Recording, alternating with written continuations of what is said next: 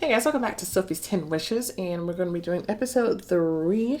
I went back and fixed all my points, so now I just have full wallflower points. I'm glad to see they've changed a lot of the dialogue options. They took a lot of offensive things. And also, you don't get random vixen points for no freaking reason at all. So it was a lot easier to get on the wallflower path, and you don't. And to be on the wallflower path, it doesn't require you to like sacrifice glory points or anything like that. So that's much better. So I was impressed by that. I'm glad those changes were made. They were much better to go through and have a peek at. But okay. Let's move forward. It's easy to blackmail someone as long as you do have the upper hand. I don't know about the whole blackmail thing, who we're supposed to be blackmailing. I don't really particularly want to blackmail anyone. I don't know. I'm still not impressed that we randomly got drunk and we have this person in our bed. At least if you're on the wallflower path, it just seemed like you two were like kind of dancing and hanging out as opposed to sleeping together, because I don't want to forcefully be made to sleep with a random person. But anyway, here we go. Chapter 3, Topsy-Turvy.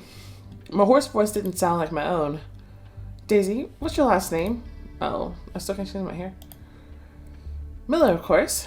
She appeared in the doorframe. My mom's Rose Miller, the dean of the foreign languages department. The glass of water I was holding fell to the ground and shattered into pieces. Okay. Shards of glass were everywhere. Water slid down my legs, making a little pool at my feet. I grabbed a towel to wipe it off, and Daisy ran to me. Are you okay? Let me help you. She sat down next to my feet to collect the shards. I couldn't do it myself. I leaned down rapidly, and our foreheads collided. It was like a scene from a bad romantic movie. Despite that, we were smiling at each other like two fools. I rubbed my forehead. Huh? I go get the broom. We set the glass in silence until Daisy spoke. Are you okay? I thought about it. What do I tell her? I'm weirded out. It's fine. It's fine. It's just slightly unexpected. Not that I'm proud of whatever I did over the weekend. Yeah, I'm really not. I still can't change my hair. Although to be fair, I really don't remember anything. I just want you to know you had nothing to do with it. Daisy smiled. I just hope I didn't do anything I regret. Now I feel guilty. I immediately started calming her down. Oh, don't be. I was the one who decided to drink and have fun. And I don't regret you being a part of my adventure for the moment. Daisy's face lit up with a sincere smile. I started shuffling my feet awkwardly. I think we should get dressed. I would hate to be late even more than I already am. And with my mom mad? I stayed diplomatically silent. Daisy clapped her hands. Give me 5 minutes. Daisy disappeared into the bedroom, and before I started panicking about being late, she came back and said enthusiastically, Let's find you an outfit together. What do you think? I'm afraid the contents of my wardrobe will be disappointing to you. I'm sure we'll manage to find something nice. We got plaid or bright pattern or autumn blues. That's not bad.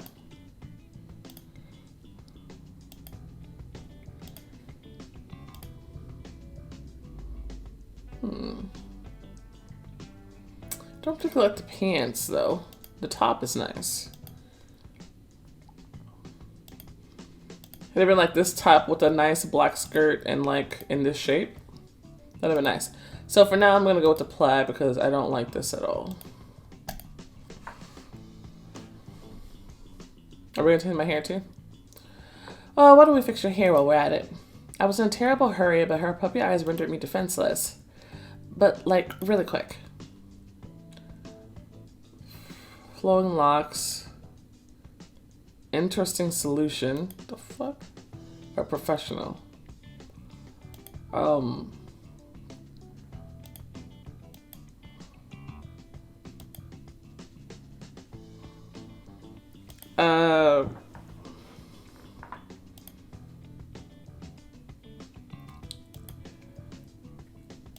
I guess we'll go with this. You look amazing. Yeah, okay.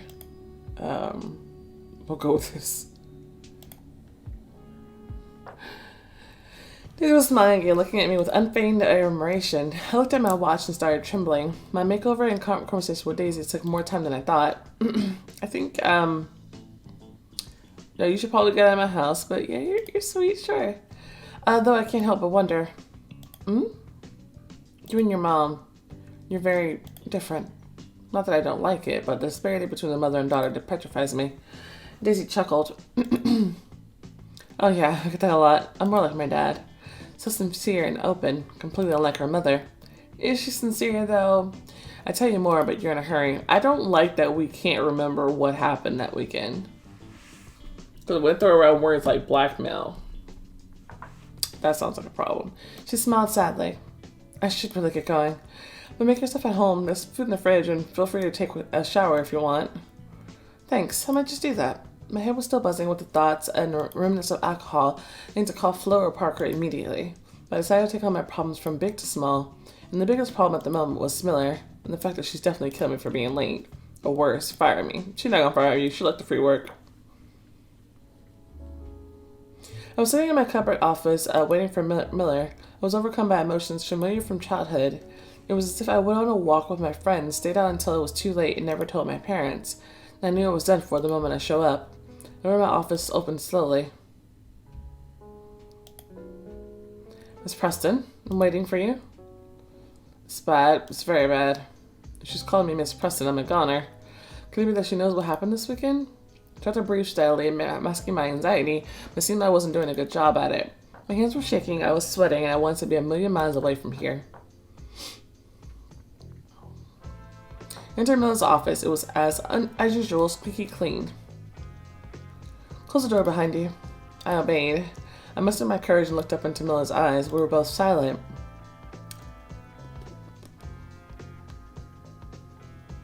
It's probably like Vixen versus Wallflower. Let's wait. The pause was getting too long, and I felt like digging a small hole under me, hiding and never seeing Miller's withering glance again. I'm disappointed but I didn't let her finish and routed away. I'm so sorry for being late. There were some unexpected circumstances. It won't happen again. Sorry for disappointing you. Miller's person told me I shouldn't have been interrupted. I tried to swallow the lump in my throat. Don't cry, Sophie, not now. Miller sighed heavily, folded her arms, and looked at me coldly. Apology accepted. Your decorum and meek disposition are a definite plus, Sophie.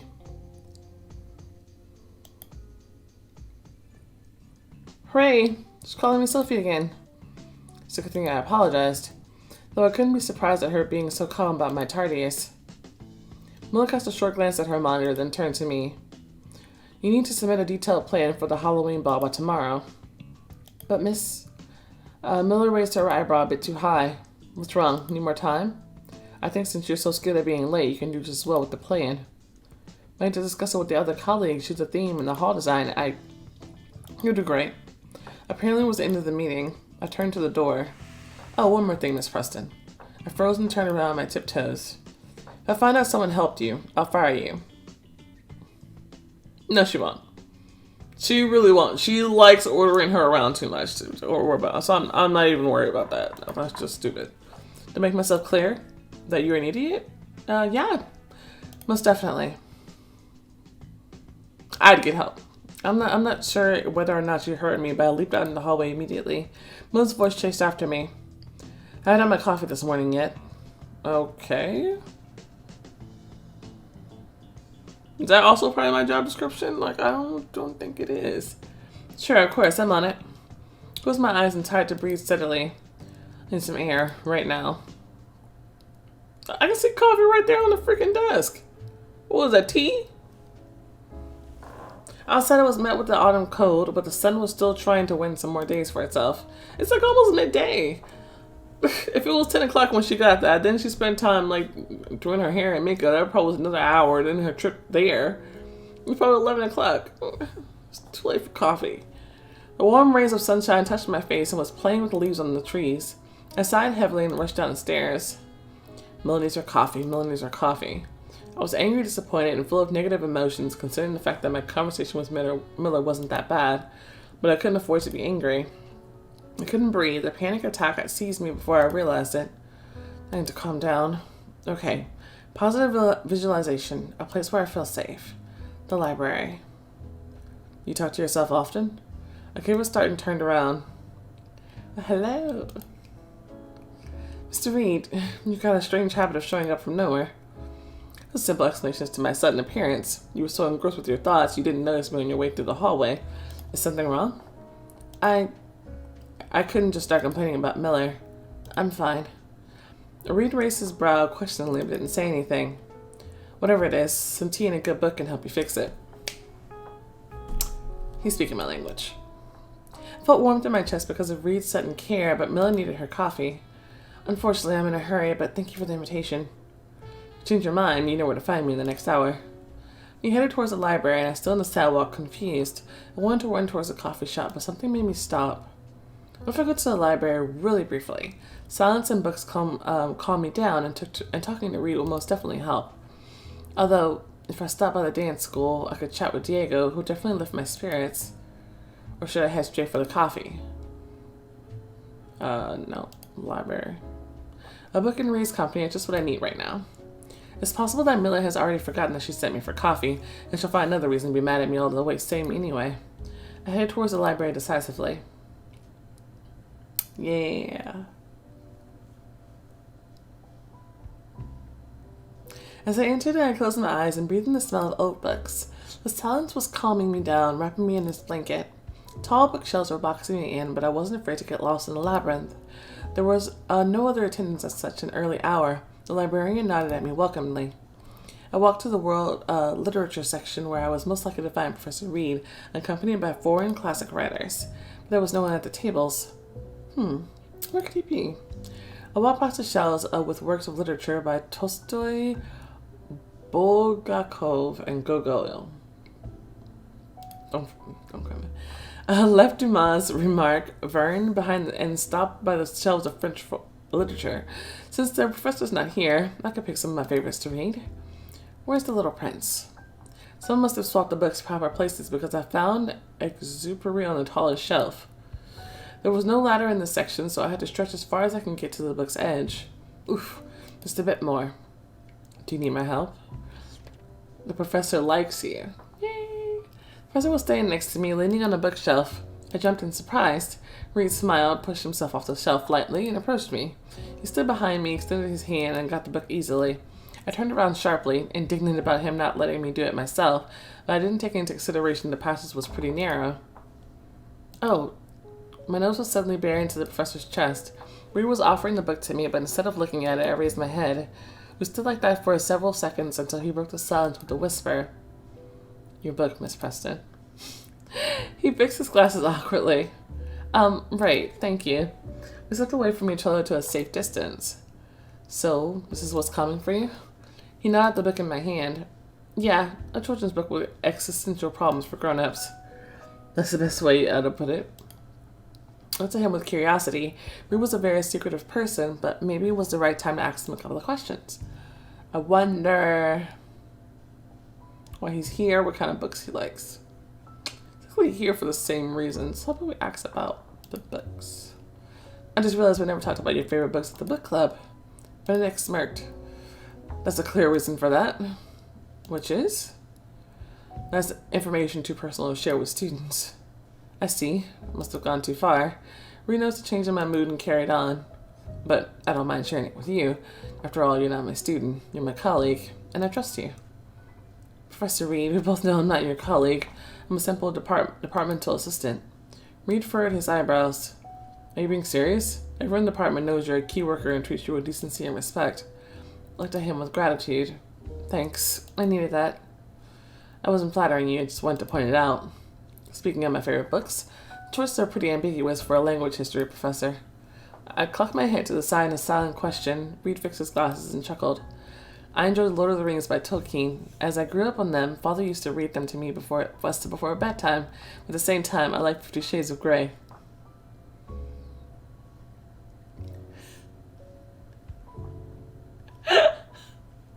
Is that like a hint at his bedroom preferences or something? Thumbs up on Lord of the Rings books. Are you being serious right now? Reed managed to keep a straight face for several seconds, but then broke down laughing quietly. Can you imagine if that was true? To be honest, hardly. Don't think I'm judging those who love it, though. Thank you. I'm not a fan, but like people who like jump on it like just to make fun of it, just because it's a meme to make fun of that. Like, oh, don't let me get started on the Twilight jokes. I'm like, seriously. To me, that's so. Anytime now I hear a Twilight joke, it's just lazy writing, and it really irks the shit out of me. Like, on principle, sure, yeah, Twilight obviously it has some problems, but like, get over it. Like, people just making fun of it just because other people make fun of it, just so they can get like an easy laugh out of people. Like, that just makes me roll my fucking eyes. I'm like, really, this is trash. You so busy thinking that you're making fun of trash, but you just proved yourself to be trash. Like, come on, get out of here. Any art, such as there may be, has a right to exist in any form. I wonder why he's here. So, I approve of that message. Do you come here often? Whenever I need to sort my thoughts out and get some rest from the students. Can you do that at home? I lean back on the shelf. I hope my question didn't sound too intrusive. All I do at home is check tests and prepare for the next day. Sounds lonely, though. Look who's talking. Professor traced book covers with his fingertips and went on. I happen to have seen a lot of libraries around the world, from tiny rooms and basements to massive buildings, but however different they were, there's one thing uniting them, in my opinion: calm. Reed's eyes were pensive, looking into the distance. It seemed to me that I had peeked behind some curtain. It's nice to know someone else shares my love for libraries. I guess you come here for the same reason I do. I nodded, clenching the book harder in my hand. Sometimes it's hard for me to focus in this chaos. It's easy to breathe here, don't you think? Benedict nodded with gratitude, as if he just found a kindred spirit in me. I hope you'll tell me someday about the most beautiful library you've ever seen. I'd love to. After a pause, he said, "Why don't you read me a favorite extract from your book?" He nodded at The Little Prince. Yeah, okay. Why not? Without further ado, he undid his coat and sat comfortably in the passage between the old wooden shelves. Reed noticed my reaction. He smiled broadly. Can't professors sitting on the floor in libraries? You can do whatever you want to. I blurted out and I immediately felt like face palming. I mean, sit down, Miss Preston. No one here will judge you. I unfroze and sat down opposite the professor. Go ahead. I cleared my throat and stared into the book. I found my favorite extract quickly, since I knew the book almost by heart. My life is very monotonous. I hunt chickens, men hunt me. All the chickens are just alike, and all the men are just alike. And, in consequence, I'm a little bored. But if you tame me, it will be as if the sun came to shine on my life. I shall know the sound of a step that will be different from all the others. Other steps send me hurrying back underneath the ground. Yours will call me, like music, out of my burrow. I like that. I paused and looked up. Reed was looking at me attentively with his head slightly cocked to the side. I swallowed and continued. The fox gazed at the little prince for a long time. Please, tame me, he said. The professor closed his eyes and exhaled. Go on. I smiled with the corner of my mouth and continued reading. My loud whispering rang through the silence of the library, and time seemed to stop. I don't remember how long I kept on reading for, but even if it went on for just a couple of minutes, it helped me calm down and breathe steadily. We've got to go. Honestly, reading helps me with panic attacks as well. I actually had a panic attack in the middle of the night last night because I had an aura with the spinning lights. And afterwards, I couldn't sleep and I just started having a really bad panic attack. So I whipped out my book and I started reading, and then eventually I was able to calm down enough to go to sleep. That's the best way I can think to calm myself when I'm having a panic attack, is to read, actually. So, yeah. So, kindred spirits here. Kindred spirits. We've got to go. Reed's voice took me out of my pensiveness. He got up and dusted his coat, then extended his hand at me. Without blinking, I stared at it, then raised my hand and met the gaze of his gray eyes. Somehow, it seemed to me that it was a decisive moment, and I put my hand to his warm palm. Reed's eyes smiled at me, and he pulled me up gently. We were standing in silence, staring at each other, almost too close. And he sighed quietly. I hope to see you on Wednesday, Sophie. I gasped. It was the first time ever that he called me by my name. The professor let go of my hand and fixed his coat collar. See you. Oh. Don't be making that face. Hello? Oh my goodness. This man is just too much. He just smiled at me mysteriously and walked towards the exit of the library. I swear, Ben likes spending time with you. Yay. The most interesting part of this book is that guy. I'm gonna be honest. I'm mostly reading this book to establish my relationship with Benedicta. I was still standing with burning cheeks and a curious tingling in my fingertips until I remembered my important task. I need to run for coffee, though I might still have time for a short chat with Diego. Okay. I mean, we could, but do we want to? Do we want to? I mean, he seemed alright. I don't know. He didn't really entice me that much into having a conversation. I mean, I gotta go out of my way. I guess we could just go say hello, though. Because while we're still figuring it out, because you never know. What if Benedict doesn't turn out to be cool? But I mean, both his conversations, like, really snagged me into his character. Let's just go check it out. I could use some fun right now. I went to the dance school pretty quickly. After all, always being in a hurry was part of my daily routine. Through the big glass window, I saw Diego teaching salsa to little kids. Doesn't he only teach adults? Diego saw me, smiled, and invited me with a gesture. I shuffled my feet for several moments, but then made up my mind and entered.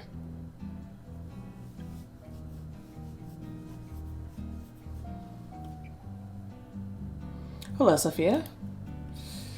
There's his signature big smile. Sit down. We're almost done. Looked around in search of a chair and sat down to watch the lesson. Diego was showing simple moves to the kids, but the moves were so practiced I couldn't help but wish to join them and dance.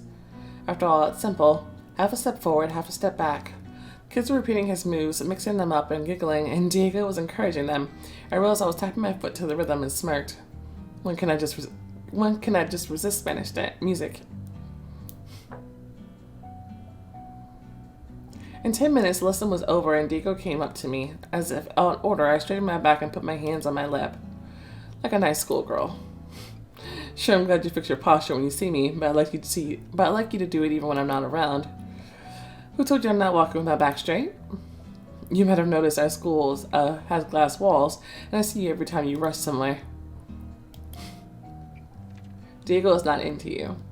For the love of God, is that because I didn't dance with him in the first episode? Like, okay, well, that makes this easy then. For the love of God, Sophie, I'm not spying on you. Don't look at me all frightened. You just walk past the school a lot, so focused and always in a hurry. Diego sat in the neighboring chair. That's how my job is, running and being in a hurry. Sure, Soph, and having fun with girls you don't know in Vegas.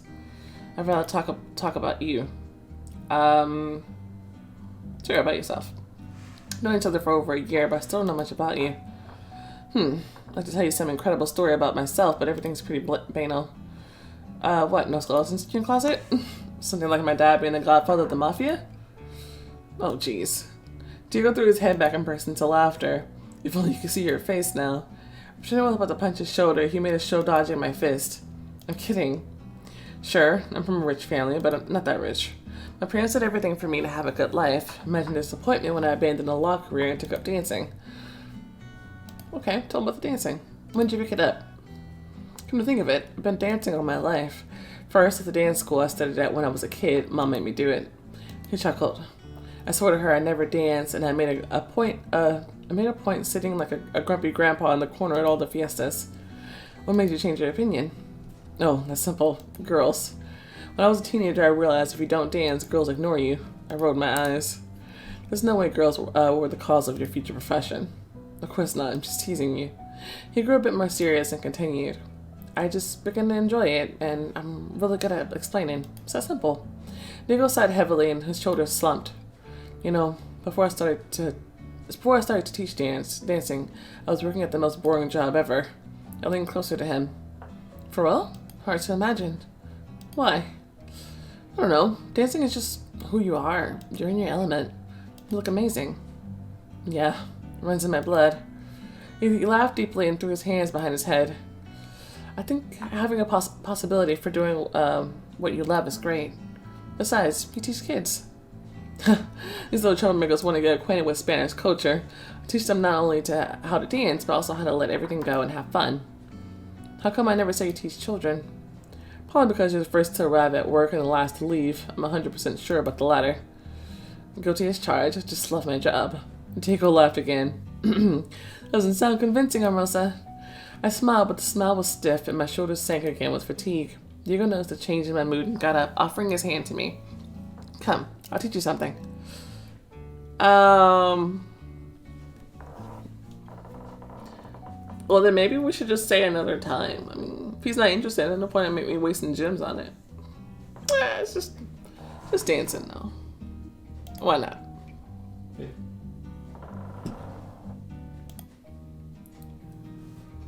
Okay. Diego walked to the center of the hall proudly, then he stood opposite me, smiling reassuredly.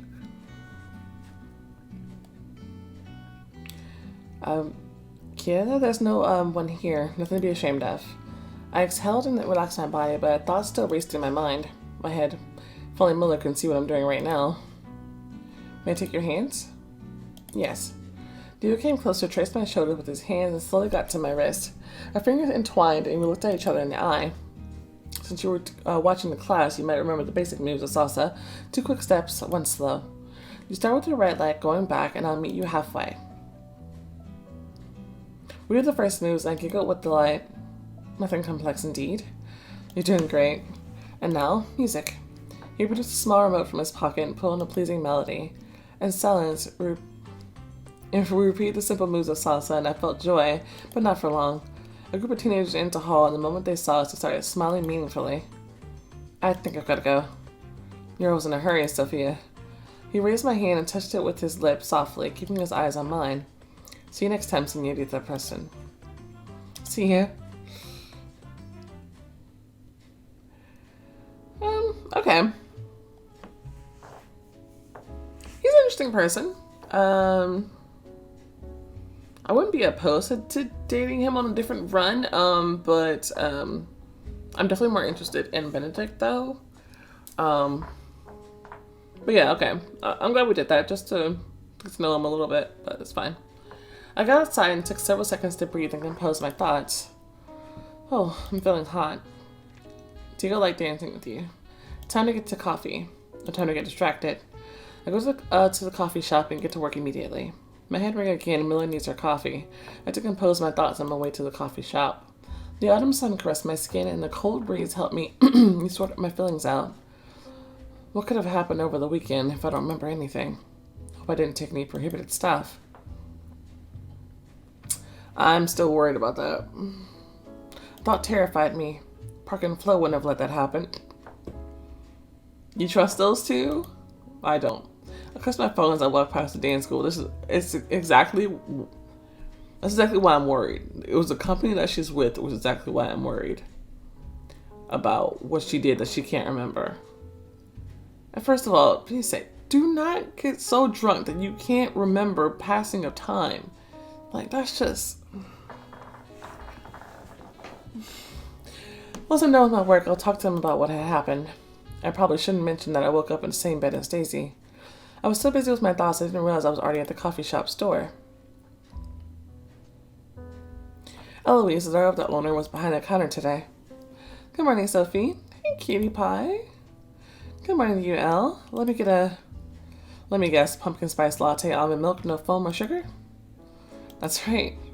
Eloise beamed at me and left to work on my order. I reached for the phone to check for messages and calls, but I managed to stop myself in time.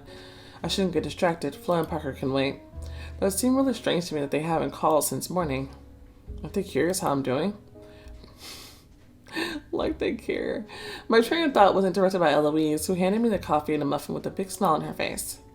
Enjoy. The muffin's on the house. I thanked her with a generous tip and smiled sadly. She always thinks this coffee is for me.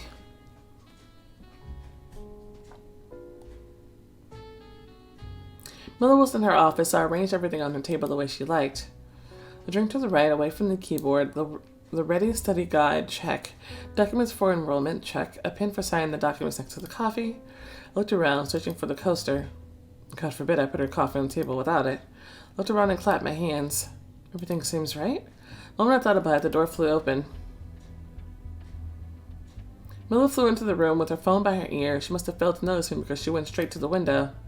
I don't care about your excuses. You spent a ton of money this weekend.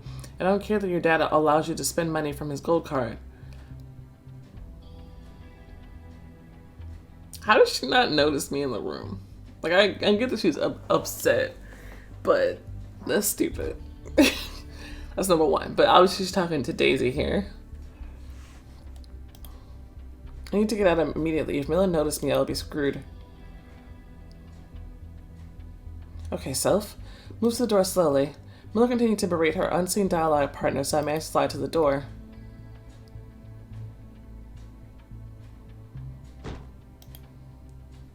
Oh no. Of course I hit a coffee table with my foot. I think I talked about this in Rage of the Titans, but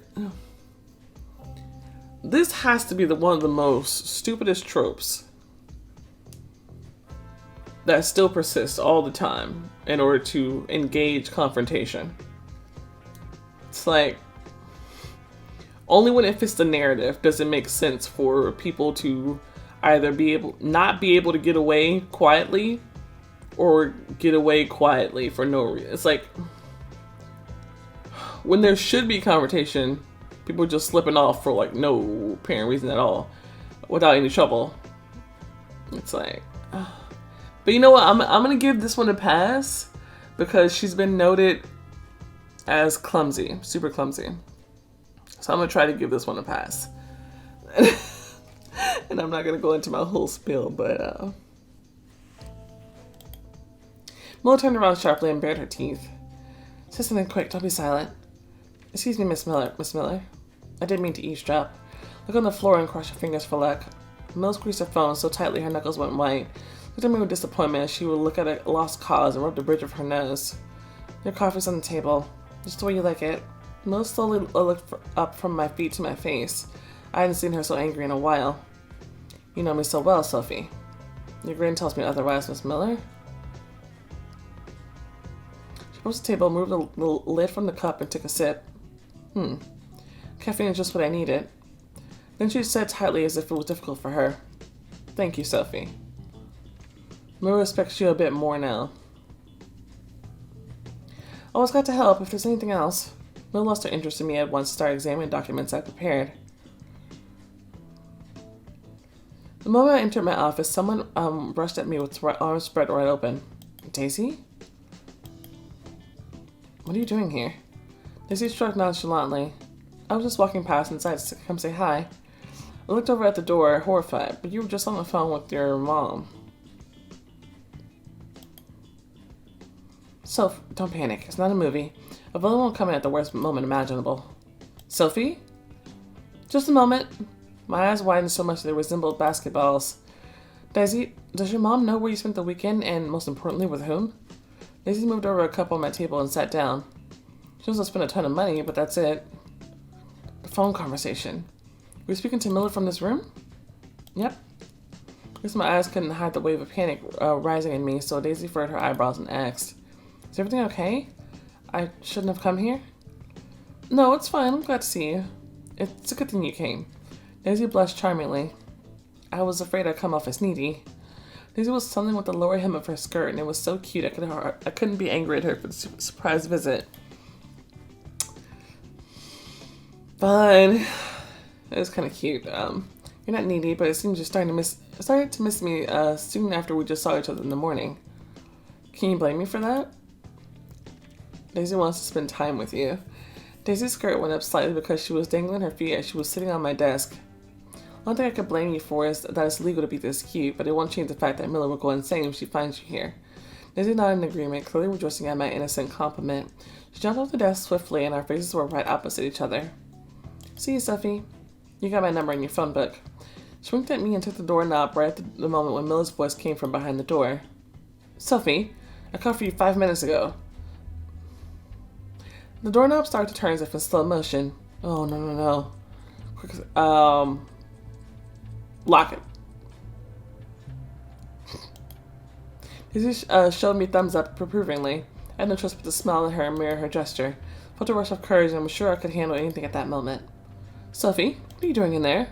Daisy covered her mouth with her hand, able to contain her giggles. Her joyfulness was contagious. I'm coming. Just need to deal with something. Daisy snickered, raised her brow questioningly, and pointed at herself. I could read by her lips. With me? She was taunting me. I pressed my back against the door just in case and yelled out, I'll be in your office in a minute. Daisy, I'll only speak later. I need to work now, but we can take a walk through the park after I'm done. What do you say? That's a great idea. And you'll tell me about your adventures in Vegas? I've got several questions. I'm just slightly I understand but they've described her character as being like carefree. I'm still slightly annoyed that she just kind of like popped up at my job though. Especially when she knows how her mom is. It's like that was she's so carefree that she's a little slightly thoughtless. That's slightly annoying, but she is cute.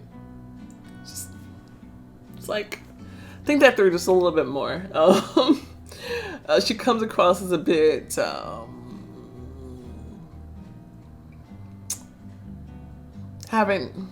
doesn't have a good deal of responsibility going on. You talking about adventures in Vegas? I've got several questions. I remember it in a haze, but I think we'll manage to restore the full picture together. I really hope so. Then I'll wait for you at the park entrance at 5. See ya. She tiptoed away and I sank to the floor and rubbed my temples, unable to contain attention. What a day.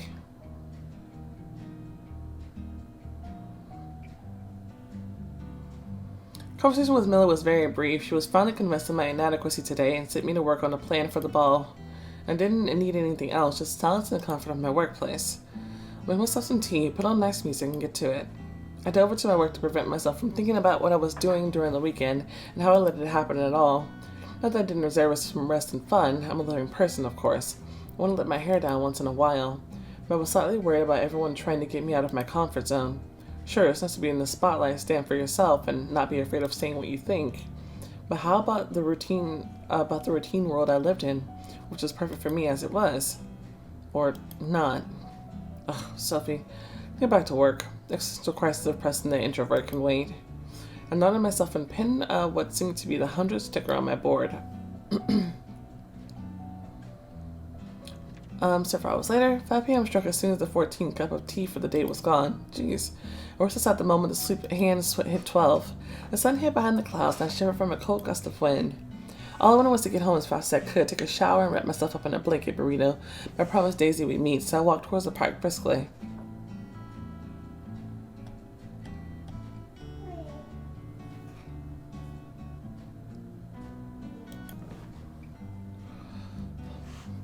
Daisy was standing by the gate, tapping her foot with impatience. She was holding 2 paper cups with hot beverages. She saw me, she smiled, and walked towards me. I didn't know what to get you, so I got normal black tea. Thanks, that's perfect.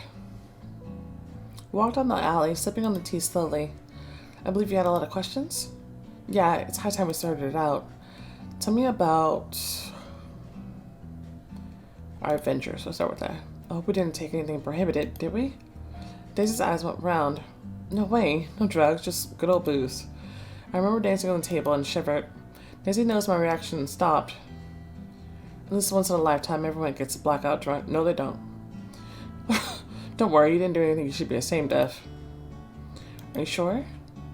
Positive. We drank a lot of tequila on Saturday night. We danced until morning in your room, and you blacked out, sleeping until the evening, and then you suggested we continue the fun.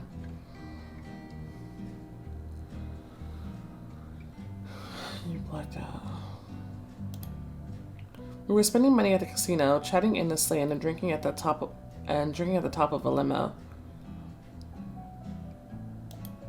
It was a Daisy with disbelief. Don't ask, for now the information I told you is enough. And where were Parker and Flo? Oh, I'd like to know myself. They were having fun with us at the casino and then they disappeared. At least they weren't in your room when we got there. Don't worry, they're adults. However they were spending their time, I think they didn't do anything frisky. Do you really think that, or are you trying to calm me down? Well, from what I saw, I deduced that Parker was clearly into Flo, and they looked fantastic together. Wasn't sure why, but I felt angry about that. Sure, I remember that my friend to be happy, but why did I feel as though I stopped existing for them if they started dating? You already don't exist really for them, except them try to control you. So, that's sort of weird. Okay. Tell me about our flight home. I just can't figure out how I missed 7 hours of flying. Just took a gulp of her tea and smirked. Your amnesia is easy to explain. Before we got on board, you took sedatives and fell asleep for several hours. I took sedatives? Well, why would I take them? That's questionable. And how did we get home? I had to explain your aerophobic passport control and drag you sleepy butt to a taxi. Hold on. Why didn't Flo and Parker fly with us? Because Dad gave me his private jet so that you and me could get home comfortably. One call and everything was set. Spoke about it with such ease as if flying in private jets was the most common thing to her. Looked over at Daisy, not sure if I should ask about her dad. Trying to figure out how I have a rich father? I wouldn't like to overstep. Oh, please, you're not overstepping. He owns a big construction company, which he started when he was just a real estate agent. Spent a lot of effort and years, but eventually he got what he wanted and succeeded. She fell silent and watched the leaves flying by. Though he had to sacrifice a lot for it, for instance, his relationship with my mom. Oh. Yeah, Mommy couldn't take that Dad's job proved to be more important to him than she was. Well, you know all about her bloated ego. I stayed delicately silent. I didn't feel like trash talking Miller. I'm sorry. Daisy smiled sadly. They had a rough divorce, but the harshest thing for me wasn't the fact they separated, rather that I found myself between the hammer and the anvil. They just can't share me. My dad supposed me raw and expressing his love, and Mom was trying to bring me up prim and proper. Okay. And about you and your mom being so different. It was really not that bad. It's just she was so mad at my dad for picking his career over her. She became this unbearable woman. She can be nice, but only on the rare occasions we spend a lot of time together, and when Dad isn't spoiling me. There's just nothing to be angry about, and she becomes herself. Daisy smiled at me with sadness. Are you more like your dad? Daisy took a sip of her tea and nodded. Spitting image, you might say, both in my looks and my personality. People are always surprised I'm Rose Miller's daughter. Why? Just my sarcastic tone and blew a raspberry at me. First, because we're absolutely different. Second, because people don't suspect the famous Iron Lady to have a daughter. To be honest, I had no idea you even existed. Not surprising. I don't think she makes cocoa every morning and meets you for a nice chat. Try to imagine it and burst into giggles. Maybe there's a version of her like that in a parallel universe. We got to the other end of the park and stopped. It was getting colder and clouds grew thicker. People were rushing home to avoid the rain. You know, Daisy. Yeah? I enjoyed walking with you. Same. Thank you for clearing up my concerns, even if for a bit. No problem. I think we'll become wonderful friends. Daisy beamed at me with her charming smile. Kiss her on the cheek or hug her goodbye or shake her hand politely.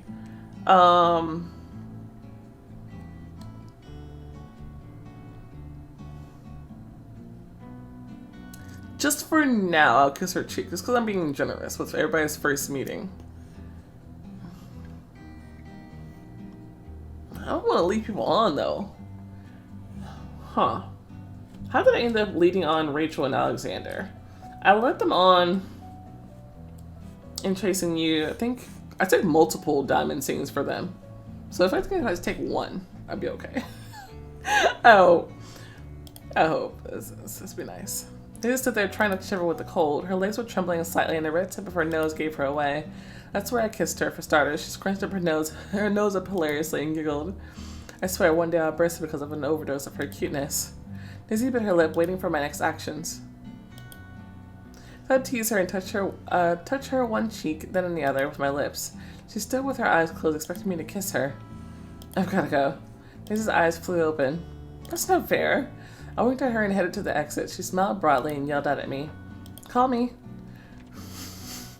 Okay, maybe I should have done that. It took me more time than usual to get home. It had already started raining, and by the time I reached the porch, it was pouring. What you looking at, honey? Alice is here with me because she didn't want to stay over there in her rocker. I ran into my apartment, undressed, and decided to check my phone before heading to the shower. As I produced the device out of the pile of wet clothes, I stared at the blank black screen. Is it out of charge? That's why no one called and texted me all day long? I put it on charge and went into the shower. By the time I'm done, it will be charged and I can see what's up. Left the shower and went to find something comfortable to wear. Oh, I'm concerned about what we're gonna find. Yeah, baby. So we got comfort. That's cute. Warm hugs. Home sweet home. Oh, that's actually pretty nice.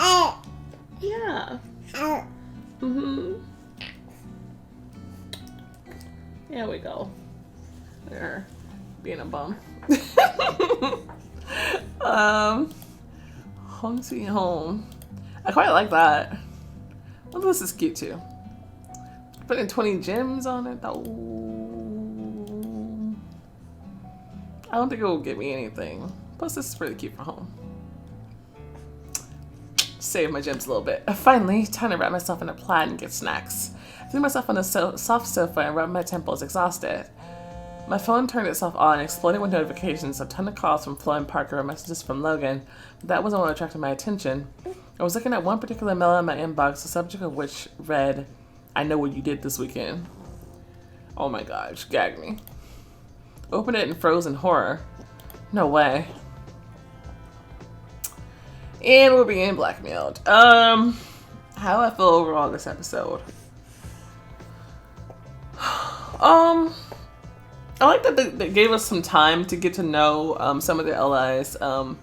We could ask some nice questions about it, and you know, we could really fill out their personalities and see differences between them. So I like that. That was nice. We're moving along and progressing in the story, I suppose. So all overall, it wasn't too bad. Trying to get over the silly tropes. Oh, and you just dropped your pacifier. Great.